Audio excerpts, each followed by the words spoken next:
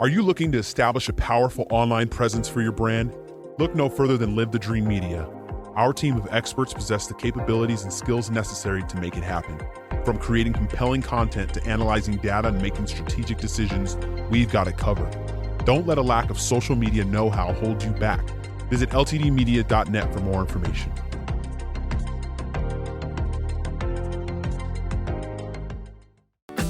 Copper Creek Cookies, Copper Creek Cookies, coppercreekcookies.net. We can print anything on our soft vanilla logo cookies. We deliver them and other sweet treats locally. We are located at 4249 West Ina Road, Suite 121. Call us 520-300-1131. We bake smiles. Copper Creek Cookies, Copper Creek Cookies, coppercreekcookies.net. Hey guys, welcome back. It's Clint. I'm here with local Marana, and we've got the mayor back. Good morning, Ed. How are you doing? I am thrilled to be back, Clint. I got, just a lot of things to talk about. And we've been off a month or so. We haven't done one of these. We've been off a month, but neither one of us have been off. No. I think we took us about 6 weeks to find a day where we could get together and have a talk this morning. That's true. Actually, we had breakfast earlier, just for disclaimer. And to put that breakfast together, you and I had 2 or 3 phone calls. We had the spreadsheets out. We were trying to coordinate people's schedule, but we did it. And it was fun, by the way. It was great fun. What I'd like to talk about today, and this is kind of tongue-in-cheek maybe, but Marana is a victim of its own success. And you think, wow, Marana's really doing well and things are awesome. And that is true. But I kind of want to go into some detail on this discussion. And we need to cover this, Ed. This is important because as we move forward, all of us that live and work and grow here, we're going to have to navigate these waters that you're getting ready to discuss. We're going to look under the rock. You see everything out front and everything's going great and everything's doing well. When I say a victim of our own success, I'm even going to talk about housing.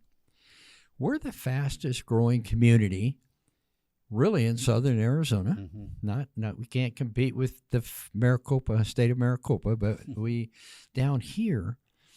But there are people that fall through the cracks here. And I'm going to explain what I mean. We're selling houses like crazy. Housing values are going up like crazy.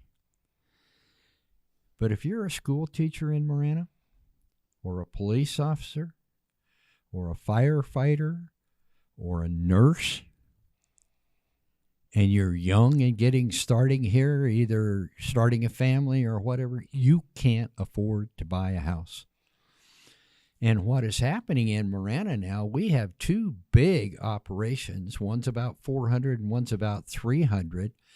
They're going to build regular single-family houses, huge neighborhoods, and they're going to rent them all. Because a lot of young people, these professionals I'm talking about, can afford that $2,000 a month payment, but they don't have 50 or 60 to get in the house. Mm-hmm.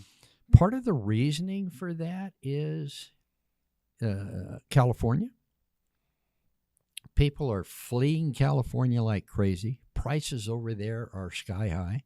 I have 2 adult children and grandchildren that live there, so I'm aware. A home like in Continental Ranch that would sell for $350 to $450, depending on how big. Mm-hmm. In Southern California, will sell from 1.2 to 1.5. Yeah. 3 times to 4 times as much. Nuts. So what happens is the individual in California, a lot of them work online or a lot of them retire or whatever they're doing. They move to Arizona. They come to Marana to buy a house. And they say, okay, the house is $450,000. They just write you a check. Mm-hmm.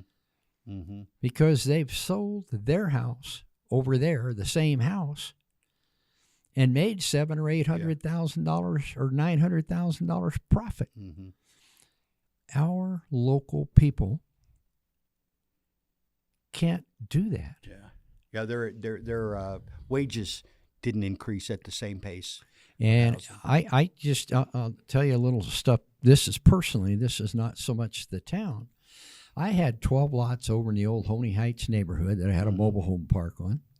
And I sold it to an individual that wanted to come in and build houses, and he moved everybody off, and then he didn't make the payment, so I ended up getting the land back. So I'm looking for a place to sell it, and I'd had it back a few years.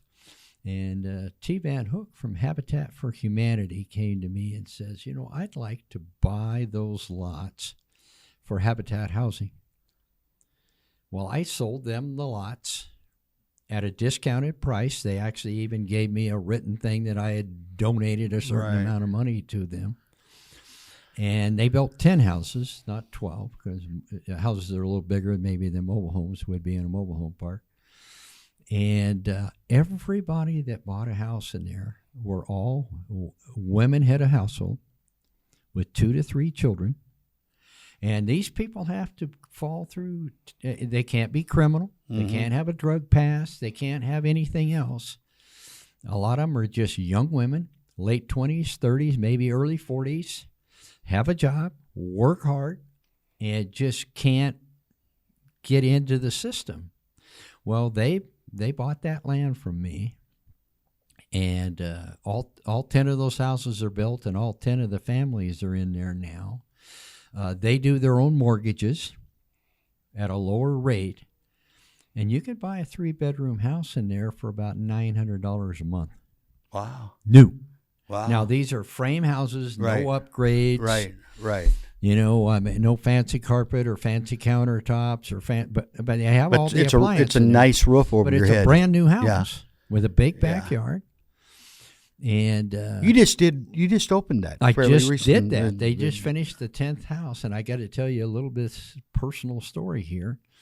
I was over at the health center getting some lunch right across from the town hall, and this young lady walks up and she says, "Are you Ed Honea?" And I said, "Yes, ma'am." She looked like she's probably late 30s, maybe.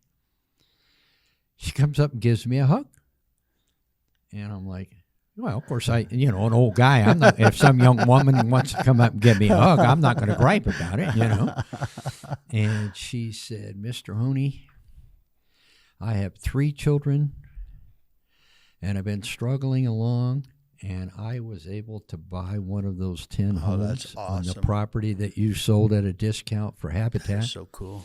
I want to tell you, Clint, I almost started crying. Yeah.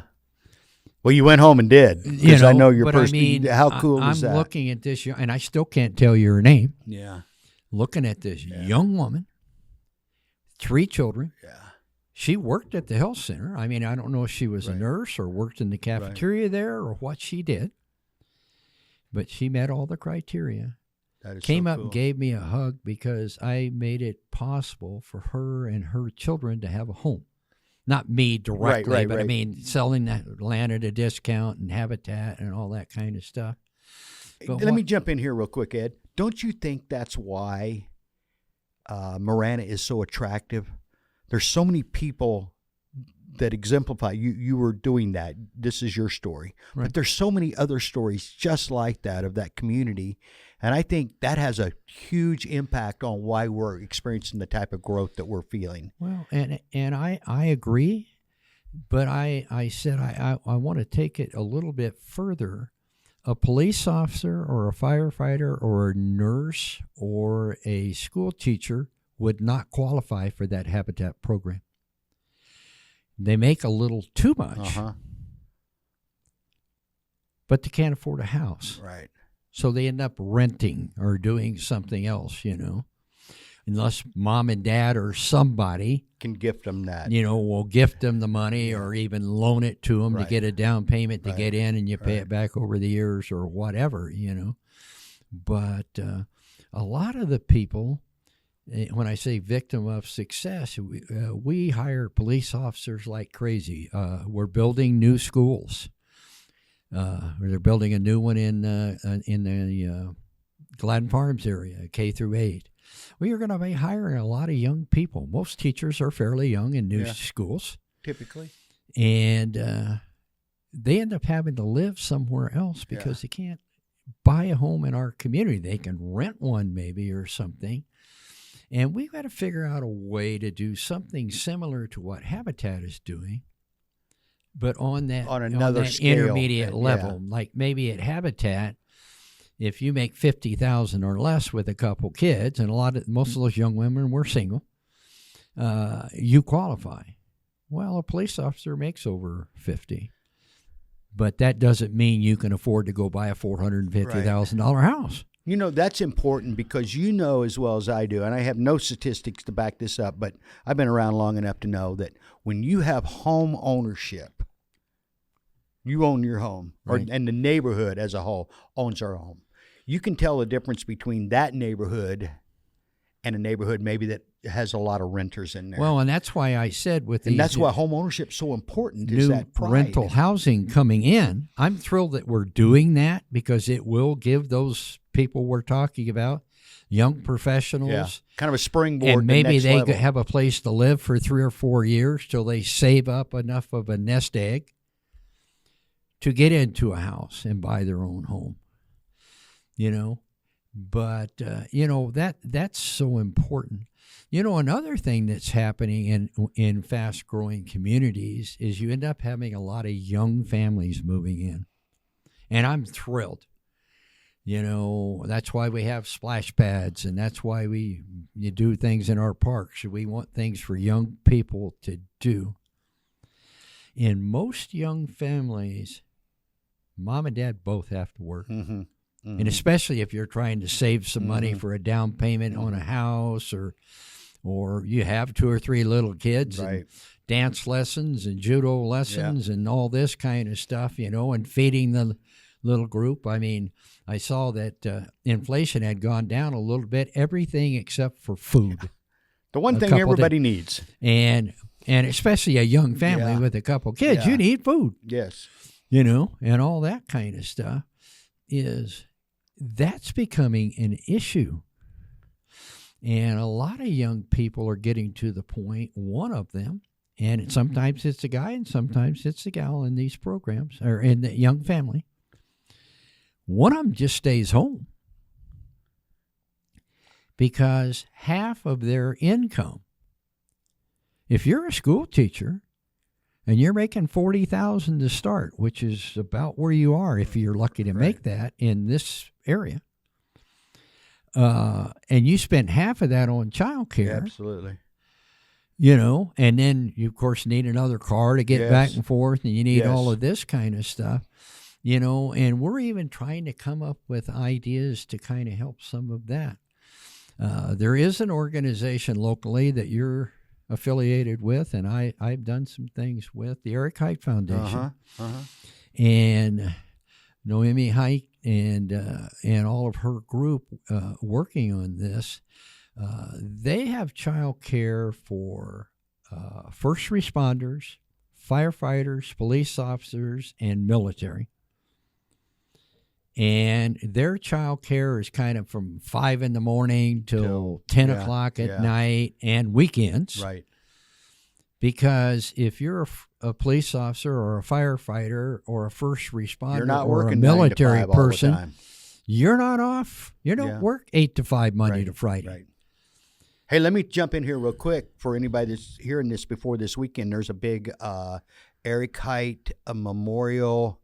David can clean this up for me a little bit later and put the information up. But the run walk is this weekend, so get out and support that. And what I'm looking at, I'm a big supporter of this organization. Huge, and that helps some of the people that are helping us.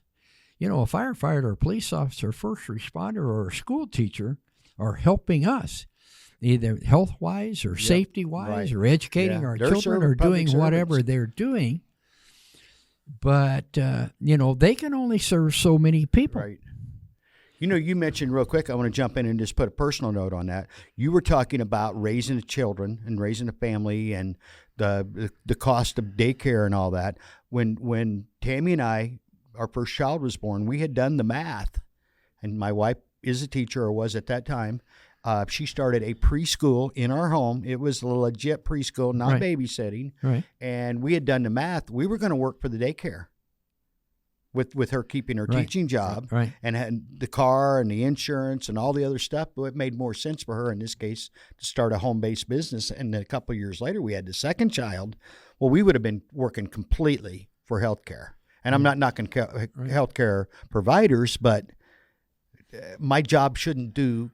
So we were better off doing that. Right. What I'd like to do right now is jump in here. You mentioned the rental. Wouldn't you love to see a builder come to Marana and say, I want to build homes that there are our ownership. In other words, you mentioned a contract for deed a while ago. My parents sold a lot of properties, contract for deed. I've bought homes, contract for deed.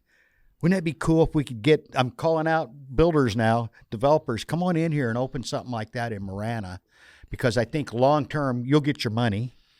And two, we'll have the pride of home ownership. We're trying to figure out how to do that, and it's more complicated than it seems. I'm sure That's it why is. I said I love Marana, and we have been so blessed, and we are doing so well. But sometimes if you look behind the door or under the rock, you see getting into ownership of a house, or childcare becomes an issue. And a lot of those kinds of things. You know, a lot of places are getting to where now,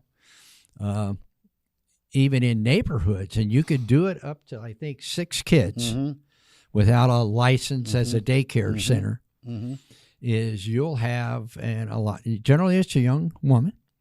She will stay with her 2 kids and a couple neighbors in the neighborhood that have a couple kids each.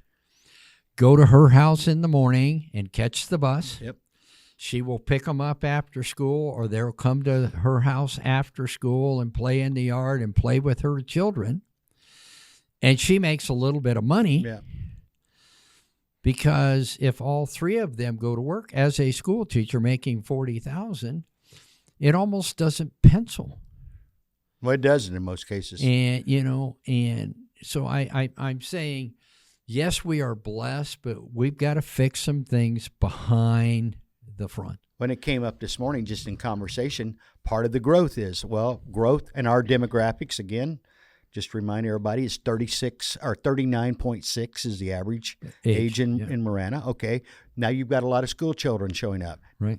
We're at capacity right now on our schools, aren't we? So that was going to be my next thing, is affording a house.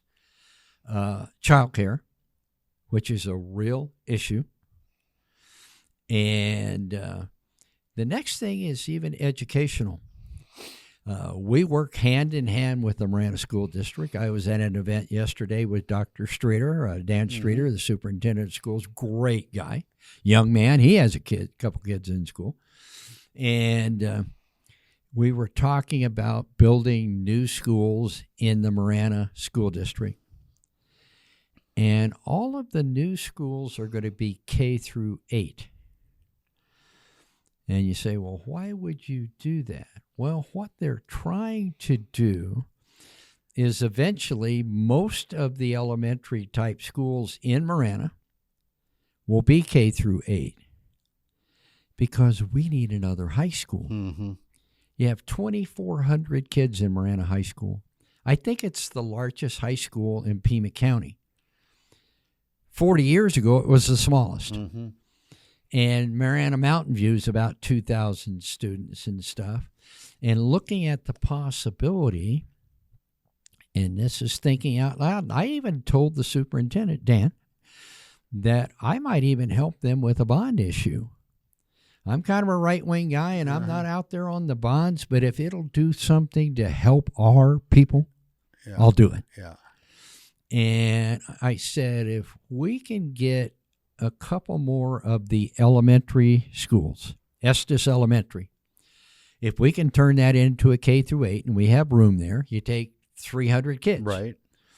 And then you go up the road to other Rattlesnake Ridge or something or Coyote Trails in Continental Ranch.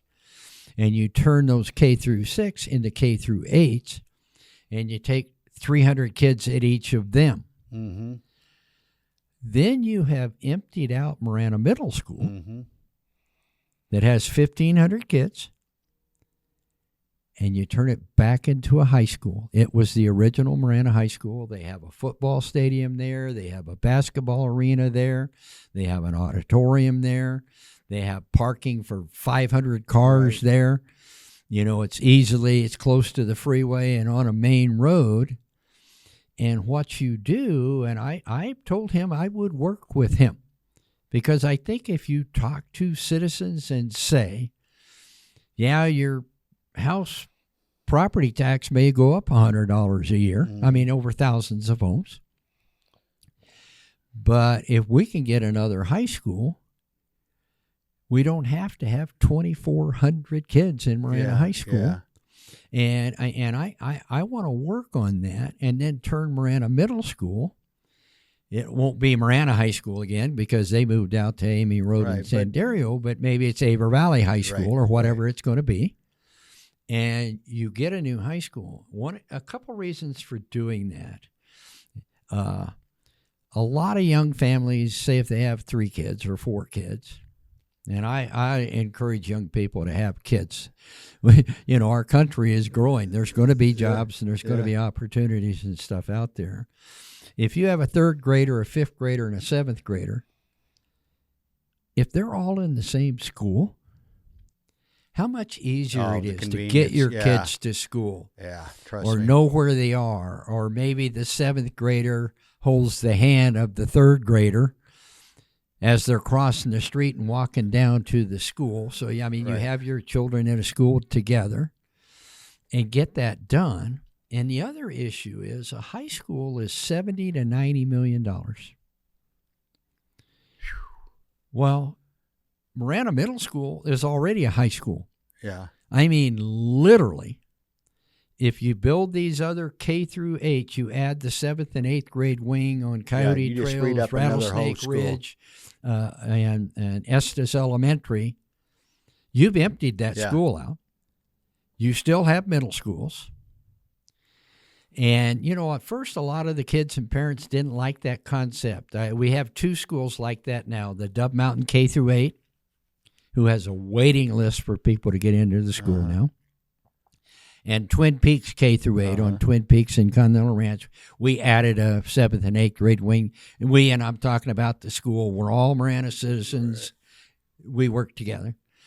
And the idea is, let's empty that middle school out. It will make it easier for parents with 3 or 4 kids to go to the same school. Right. Turn it back into a high school, which is right there in the vicinity of all the schools I'm talking about. Save the taxpayers a whole lot more money, because building these 3 or 4 7th and 8th grade wings on these other schools will be a fraction of the is not $70 to $90 million. It might be $10 million a school, or even 15. But I mean, you're going to save half or more, you know, and you're going to save half the money. You're going to make it easier on the parents, and you're going to build a high school that's on a huge piece of property in one of the fastest growing places in Marana, North Marana. Right. And you got your 3rd high school. And, you know, I was thinking as you said that, you won't really, I don't see this because of the growth. I think that's just going to absorb the newcomers. I don't think we're, unfortunately, going to be able to decrease the numbers in a lot of these other schools because we're growing, and you know this at a pace like crazy. But what's happening with a lot of the newcomers, Clint, is I told you we're building a new in Gladden Farms, fast-growing community. It's going to be a K through 8. Right. So we're going to absorb some of the newcomer children right there. So what this will do is alleviate the problem we have now. Yeah, you're ready to go. It will save a ton of money, but it's going to cost some money. But you could almost start, if the will was there right now, you could almost start putting the wheels in motion for this now, which we need. No, and when I talked to Dr. Strader, Dr. Dan, I call him, and I said it should be Marana, town of Marana, Marana Public Schools, Marana Healthcare, Northwest Fire District, and a bunch of us, the Chamber of Commerce or whatever, getting together. Yep. Is let's work on childcare. You got Eric Height Foundation, and Noemi Height does a wonderful job. Yeah, they do. And it's a wonderful organization. But it doesn't serve, it might serve 100 or a couple hundred families. They have 4 or 5 different locations. We need to come up with an answer. And maybe the answer is the town and the health center and the school district, either through resources of buildings we already have, maybe we pool some of our money, and these would be restricted to, if you're a Marana school teacher, a Marana firefighter in Northwest, which is about half the district, a Marana police officer, or a Marana park and rec worker, or a Marana administration worker, or a Marana roads worker, your children can go into this program. We're going to set up childcare to take care of you. And the thing I'm talking about is I'm tired of talking about it. Yeah. Let's get busy. Let's do something. Yeah, let's roll our sleeves up. And Ed, we talk about this all the time. It's so important. Our children are so important. They're our most valuable resource. Right. We've got to do everything in our power to provide them and their parents as many opportunities to be successful. And I said, we can take that to other lines. The school district uses a lot of fuel. The town uses a lot of fuel. Different other entities use a lot of fuel. Maybe we start looking at fuel contracting. And we all work together as a larger group. And we buy diesel and gasoline together. Yeah. So that we can lower the cost for us. And it concentrates on us. And when I talk about us, I'm talking about the town of Marana and the surrounding area in the Avar Valley, Pitcher Rocks, even Pinal Air Park and stuff like that. Those are Marana citizens, really. They send their kids to school here. They shop here. They do everything business here. Yeah. But I said we are doing better than most. We are actually blessed. But there are things behind the scenes. And when I say a victim of our own success, I am smiling. I don't want our success to stop. Yeah. But we're going to have to figure out some of the things that are not in the spotlight. Well, there's more responsibility. The more you have and the more going on, the more moving parts there are, the more that we all have to be responsible for. And it gives you a reason. If you come to work for the town of Marana and you know that you can get maybe a little bit of subsidized childcare,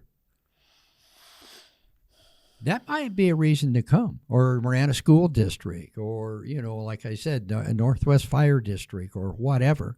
And we share our resources. The school and the town share resources now. The school district has their board meetings in the town of Marana's council chamber. It should be. Because they meet on a different night. They're town of Marana citizens anyway. Yeah. And we share a couple parks. The park at Coyote Trails, I talked to you about that before.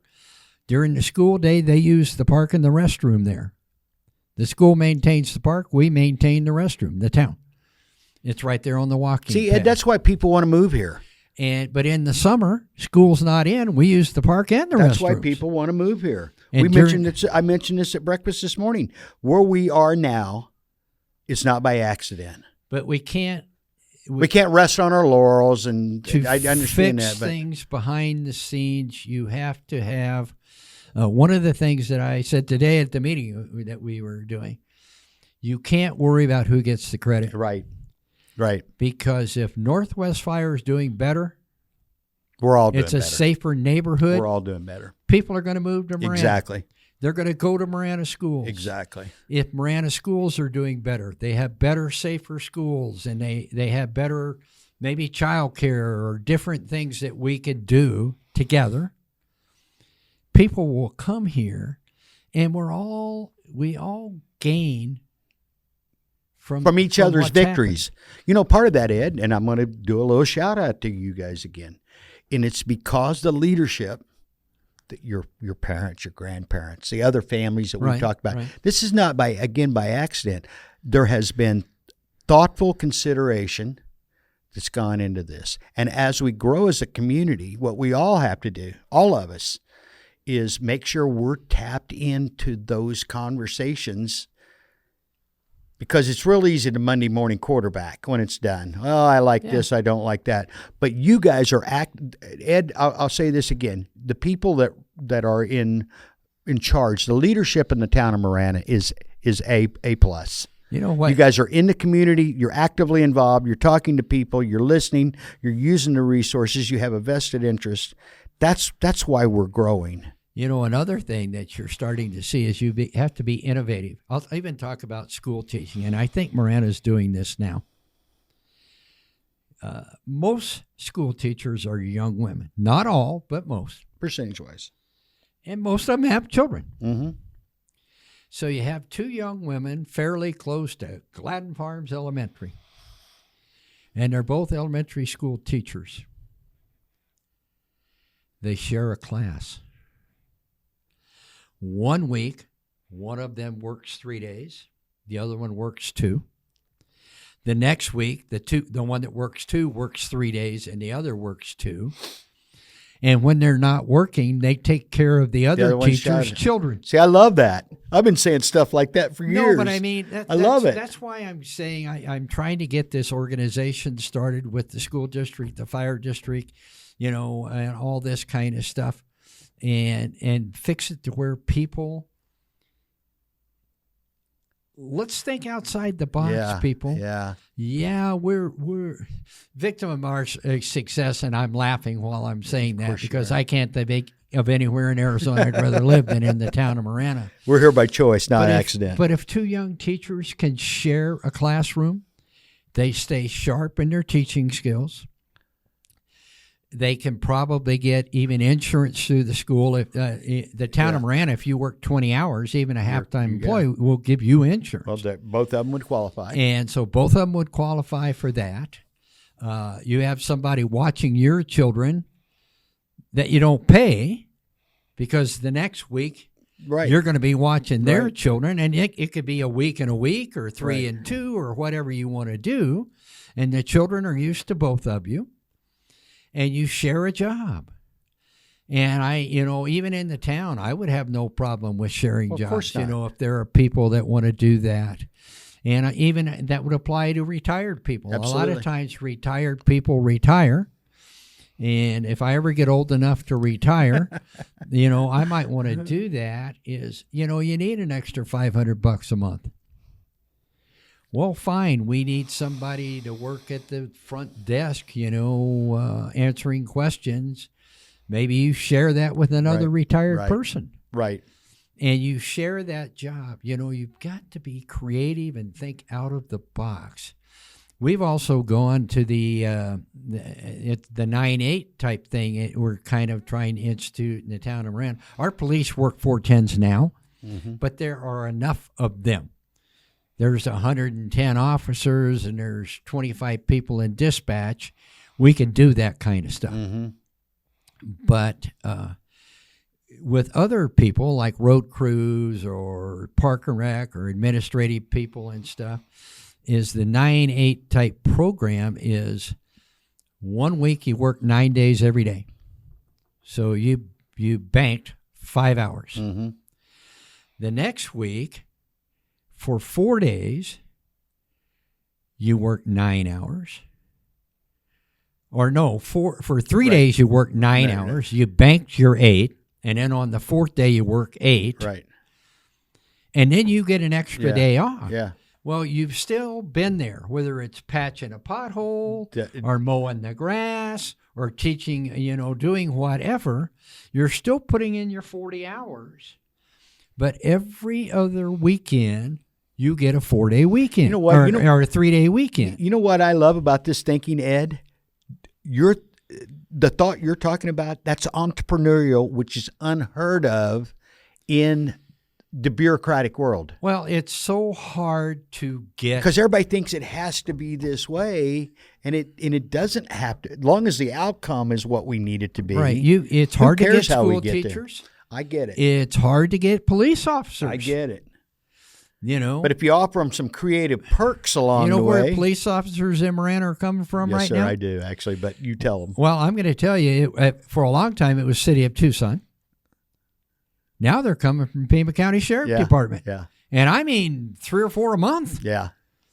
And we're taking, and of course, if you have a problem over there, we don't take you. Right. But if most of the people at TPD and SO are good people. Yeah. Maybe they have bad leadership in some of the stuff, But what I'm saying is, if you don't start coming up with these innovative programs, how's it going to work? Yeah. Or even being innovative. Well, it's not going to work, Ed, because we live in the world you and I grew up in, it's gone. It doesn't exist Now, we've mandated that all our people come to work.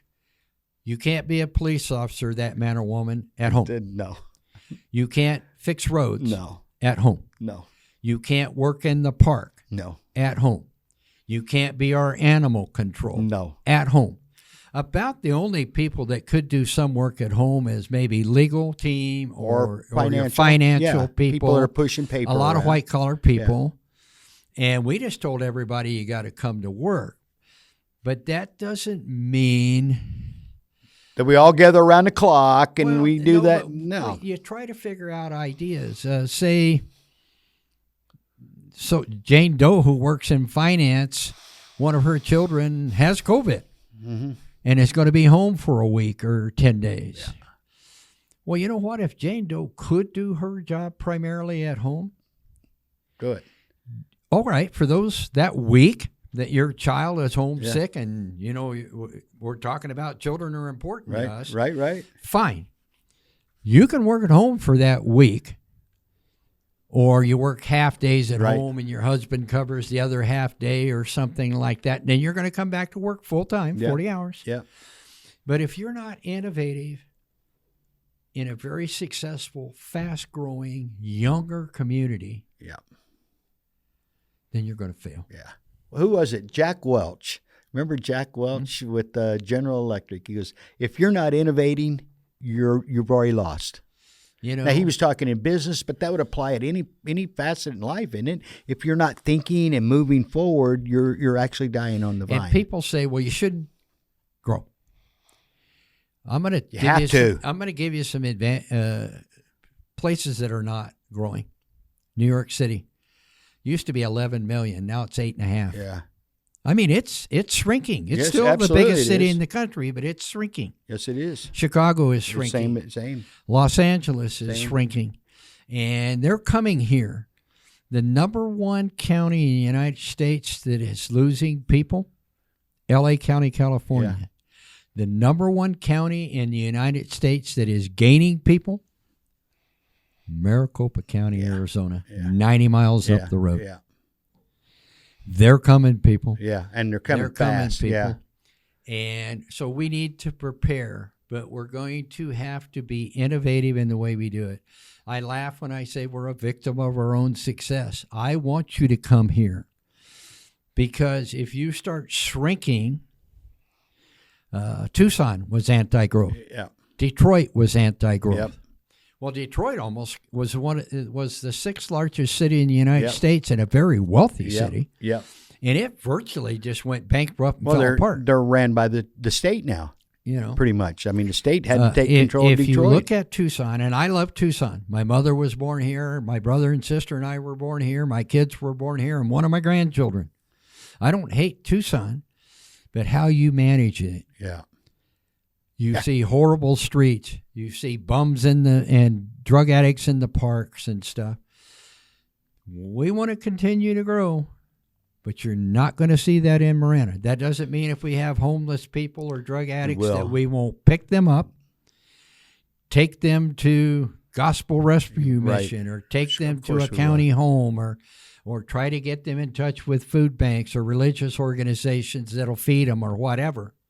But you're not going to camp in our parks. Yeah. That's for our families. Which just, to me, personal opinion, that's disrespectful to the right. homeless person. I mean, and let's we're do not a better mean job to taking care them. of this. We will try to facilitate No. them, but you're not going to live in our park or on our streets. Hey, we'll have to save that for another day, Ed, because you know what? That all goes back to our mental institutions and stuff. That's where this whole thing got sideways on the homeless. Is we criminalized them. Well, I see David coming with the hook. Yeah.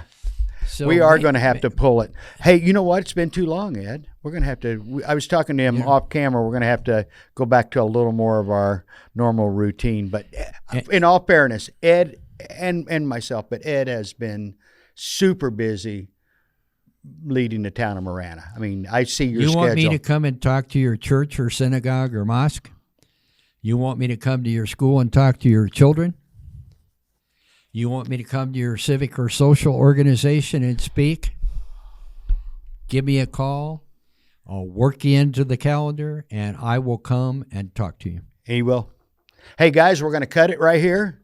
Ed, it's been a pleasure as always. Thank you, Clint. Hey, thanks for tuning in. We appreciate it. Hey, local Marana, keep spreading the word. We appreciate you. Talk to you soon.